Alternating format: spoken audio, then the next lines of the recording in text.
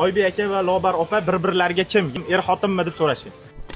Qo'qonda bu ikki insonni tanimagan odam bo'lmasa kerak. Qo'qonda profili asoschilari Lobar opa va Oybek aka bilan qisqa intervyu sizlarga bizning obunachilarimiz tomonidan berilgan qisqa savollarni o'qib eshittiraman agar tayyor bo'lsalaringiz. Davay.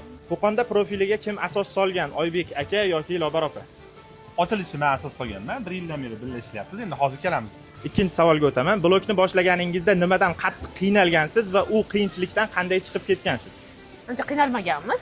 Yo'q, nimada qiyinchilik bo'lgan boshlaganingizda, boshida boshlaganingizda? Oybek aka videoda gapirishlarida qiyinchilik. Menda qiyinchilik bo'lgan, qanaqa bo'lgan? Salani o'zi, men to'g'ri videoni orqasida bo'lganman. Shuning uchun videoda ko'p ko'rinish men uchun sal noqulaylik olib kelgan. Boshida bozorga borsak, ko'chalarda yursak, men qiynaladim. Lobarxon bunaqa narsa yo'q. Menda shunaqa bo'lardi. Lekin o'tib ketdi. Sizga o'xshab hayajonlanardilar-da. Men juda hayajonlanyapman. Unchalik emas. Videoda bilinmay turgan bo'lishi mumkin, lekin juda ham hayajonlanyapman. Uchinchi savol. Qo'qonda profili qachon birinchi marta pullik reklama olgan va u reklama nimani reklamasi edi?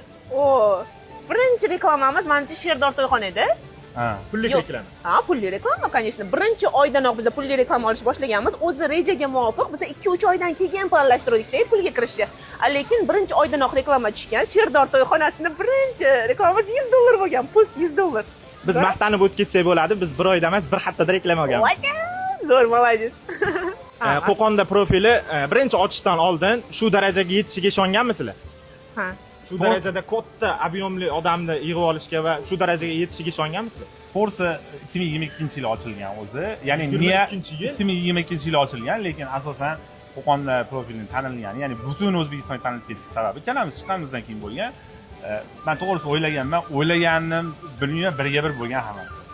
O'ylaganingizdek bo'lgan. O'ylaganingizdek bo'lgan. Qarang-da, o'zi biz Qo'qonda rivojlanishini biluvdik, Qo'qonda tanilishimizni biluvdik-ku, lekin O'zbekiston bo'yicha chiqib ketib qoladi. Biz O'zbekiston bo'yicha buyurtmalar olishni boshlaymiz deb o'ylamagandik. Agar bilganimizda Qo'qonda emas, O'zbekistonda deb nom qo'ygan bo'lardik. Kattaroq masshtab olish kerak ekan boshda, lekin afsuslanmaymiz, zo'r bo'lgan, va nomimiz ham. Bu savol juda ham ko'p kelgan. Lobar opa Qo'qonga qachon kelishgan va bu nima sababdan bo'lgan? Juda ham ko'p kelgan. Men 2015-yil kelganman. Qo'qonga kelganimga mana 10 yil bo'libdi. 10 yildan oshdi. Qo'qonni qo'qonliklardan yaxshi bilib olganman. Qo'qonga turmushga chiqqanman o'rtoqlar. Qo'qonlik yigitga, katta qo'qonlik yigitga turmushga chiqqanman, lekin o'zim Toshkentlikman. Shu Instagramni boshlaganingizdan keyin hayotingizda qanday salbiy o'zgarishlar bo'lgan? Qanaqa salbiy holatlar bo'lgan? Misol negativlar bo'lganmi? Bilamiz, sizlarning profillaringda negativ umuman yo'q. Xudoga shukr, negativ yo'q bizada. Salbiy emas, faqat ijobiy tomonga o'zgarish bo'ldi. Menda shunaqa bo'ldi. Mana shunaqa salbiy hech narsa yo'q. Savolda davom etamiz. Blogni boshlashingizdan oldin nima ish bilan shug'ullangansiz? Nima sohasida? Marketing sohasida. Marketing. Bizda SMM komanda bor. Ikkalamizda ham Oybek akaning ham marketing agentsiyalari bor, meniki ham bor. Niyat marketing meniki, bularniki ovozda marketing. Hali ham u yuryapti. Просто biz o'zimiz bilan o'zimiz g'ora bo'lib ketdik. No ishlayapti hali ham.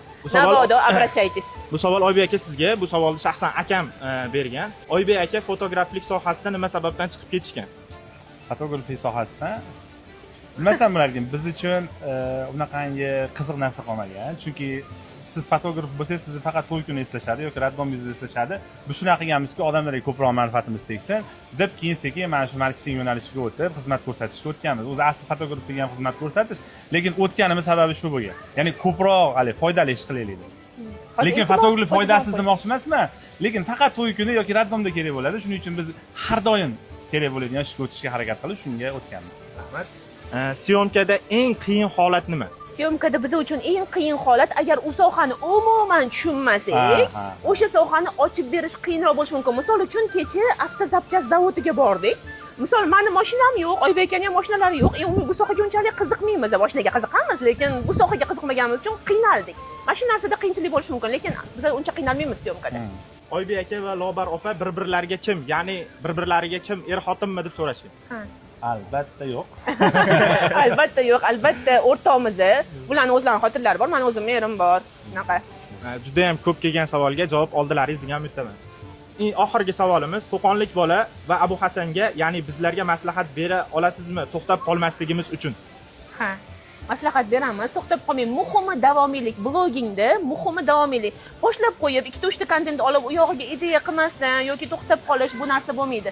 Reklama tushsa, har kuni davom ettiring. O'xshamasa, prosmotr yursa, like olmasa, davom ettirib ketaversangiz, обязательно xudo xolasa natijaga erishasiz. Oybek aka, bizda ham xuddi shu, ya'ni bitta fikramiz Lobarxon bilan, ya'ni asosiysi davomiy qilish. Mana ko'pchilik blog boshlaydi, mana o'zimiz bizdan oldin boshlaganlarni ham ko'rdikda. Blogni boshlaydi, ma'lum joyga yetgandan keyin to'xtab qoladi, o'zidan qoniqish hosil qilib qoladi, boshqa bo'ladi. Lekin o'shni chiqaraverish kerak. Kimdir hali prosmotrga juda o'tirib qoladi-da. Prosmotrga, "Voy, mana 50 ming bo'lmadi, mana 100 ming bo'lmadi, bu 1 million otmadi" deydi. Shu narsaga e'tibor bermaslik kerak. O'zingiz ishonyapsizmi? Bo'ldi, sizni qo'llab-quvvatlaydigan odamlar bormi? Sizga ishonadigan odamlar bor, gazini bosish kerak. Bo'ldi shu. Omad tilaymiz, Qo'qonli bola profiliga omad tilaymiz. Iloyim, million bo'lib ketsin podpischiklaringiz. Qimmatli vaqtlaringni ajratganlaringiz uchun kattakon rahmat. Rahmat. Hammalaringizga rahmat. Bizga obuna bo'lishni unutmang.